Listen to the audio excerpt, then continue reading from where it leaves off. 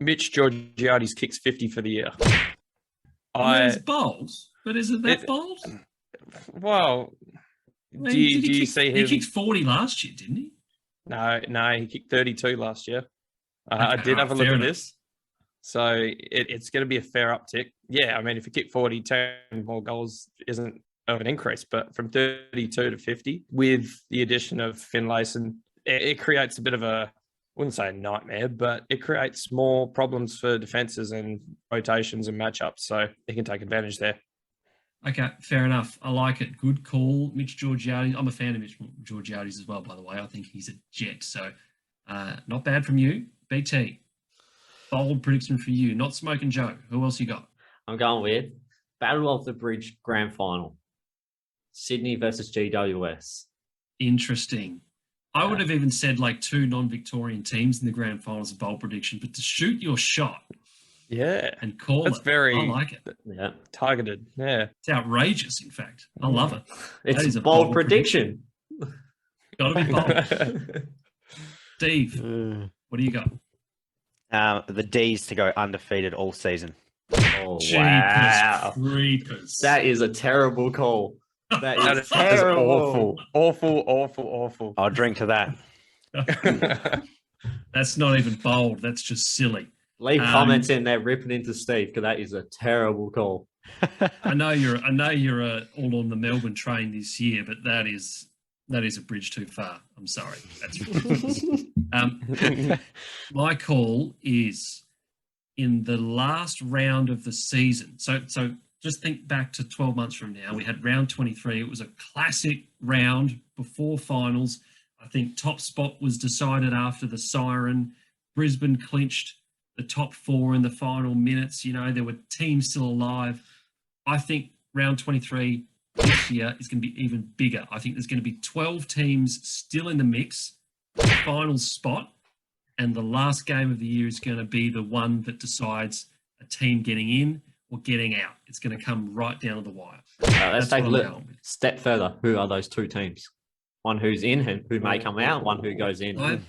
I believe that there's a game between Essendon and Richmond, I believe. Oh, that's huge. That's good. And I think that's the game.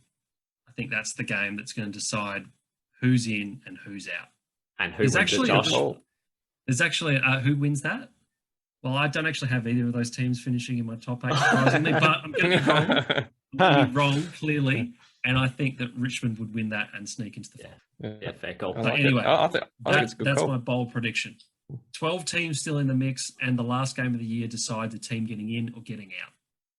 Is the Eagles one of those teams? The Eagles are in a game which, you know, could go line ball either way, but I don't think the Eagles are getting there, unfortunately, for my boys. You know, I don't think it's going to be there. Even though Jack is back, by the way. Big Jack's back. We're recording this on Friday night. Darling's back at training. Jack's got the vax. So, you know, things are looking up for Eagles fans. It's a good time for optimism. Surprise All Australians is our next segment. And again, similar to our bold predictions, you know, we're looking for something that's a little bit left field. You know, we don't want anyone that's clean cut. You know, they've been there before. It's got to be a little bit left of centre. All right, let me have this one first. Take it. You set me up perfectly here. I was roasted for my bold prediction. I can't wait to hear what you're going to say about this. Willie Rioli. Oh my god, that is hilarious. I've got the exact same. I've got the same. I've got the same. There's a man that knows what he's talking about right there. Oh, God. Explain this, please, the both of you. I want to know what's going on there.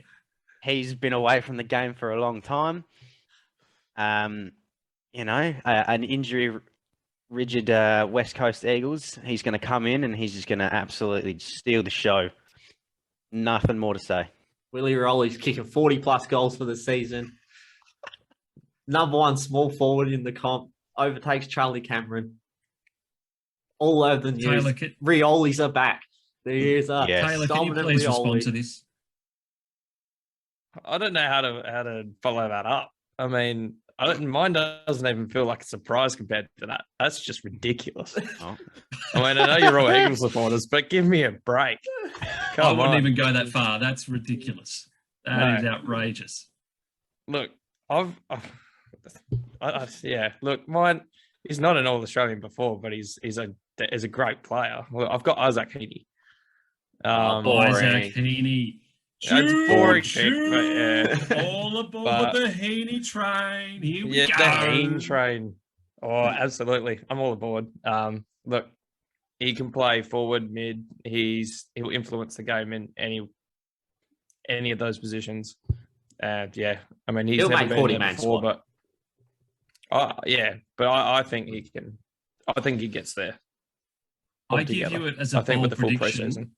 I give it as a bold prediction only if you say that Heaney's going to make the starting midfield and not be named on a half-forward flank.